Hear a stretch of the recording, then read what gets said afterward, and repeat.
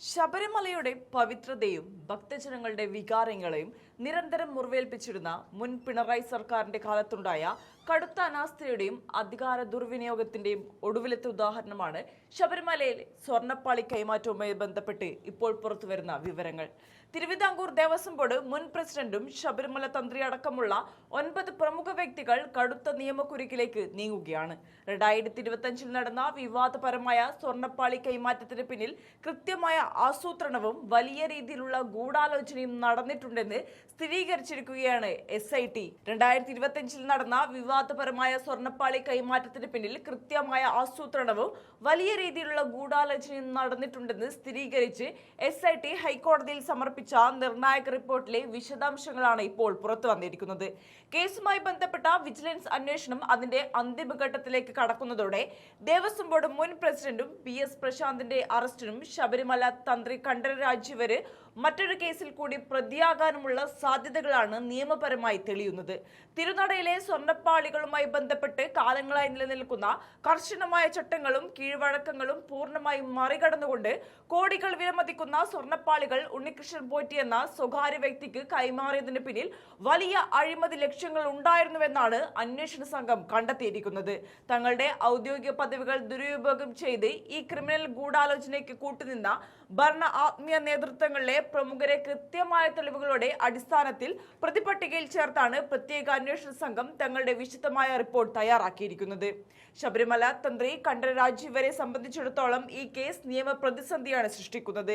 ഇതിനു മുൻപും ചില തർക്കങ്ങളിലും വിവാദങ്ങളും പെട്ടിട്ടുള്ള തന്ത്രി പരമോന്നത ആത്മീയ പദവിയിലിരിക്കെ ക്ഷേത്രത്തിന്റെ ആചാരങ്ങൾക്കും ചട്ടങ്ങൾക്കും വിരുദ്ധമായ സ്വർണ്ണ കൈമാറ്റത്തിന് അനുമതി നൽകുകയോ അല്ലെങ്കിൽ അതിനായി അണിയറയിൽ ഒത്താശ ചെയ്യുകയോ ചെയ്തു എന്ന അതീവ ഗുരുതരമായ കണ്ടെത്തലാണ് ഈ കേസിൽ അദ്ദേഹത്തെ പ്രതിപട്ടികയിൽ എത്തിച്ചിരിക്കുന്നത്.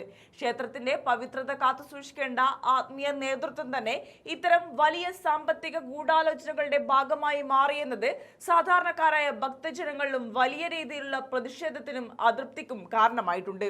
ഈ കേസിന്റെ പശ്ചാത്തലവും അതിന്റെ കൃത്യമായ കാലഗണനയും പരിശോധിക്കുമ്പോൾ 2019 ശബരിമലയിലെ സ്വർണ്ണപ്പാളികളുമായി ബന്ധപ്പെട്ടുണ്ടായ ചില വലിയ ക്രമക്കേടുകളും വീഴ്ചകളും ബോധപൂർവം മറച്ചുവെക്കാനായിരുന്നു 2025 പ്രതികൾ ഈ പുതിയ അട്ടിമറിക്ക് മുതിർന്നതെന്ന് SIT കോടതിയെ അറിയിച്ചിട്ടുണ്ട്.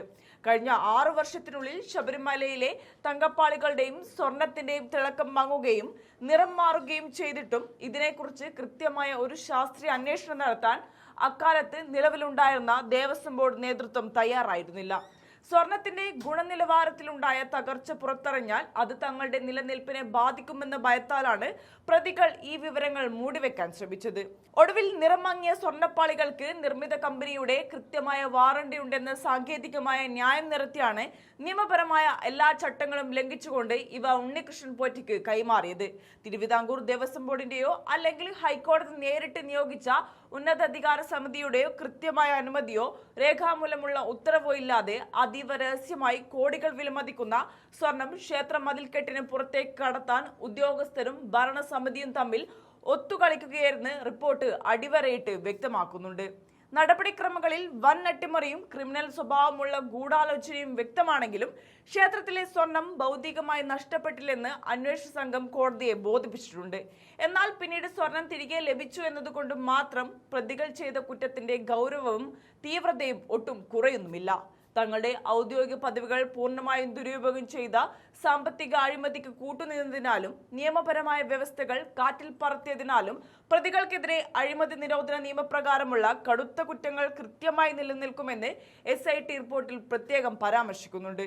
മുൻ Devaswom board president PS Prashanth ഉൾപ്പെടെയുള്ള ഭരണസ്വാധീനമുള്ള വ്യക്തികൾ നേരിട്ട് പങ്കാളികളായ ഗൂഢാലോചനയായതിനാൽ കേസിലെ യഥാർത്ഥ വസ്തുതകളും ഇതിന് പിന്നിലെ സാമ്പത്തിക ഇടപാടുകളും പുറത്തു കൊണ്ടുവരാൻ ഇവരെ കസ്റ്റഡിയിലെടുത്ത് വിശദമായി ചോദ്യം ചെയ്യേണ്ടതുണ്ടെന്നാണ് വിജിലൻസിന്റെ ശക്തമായ നിലപാട്.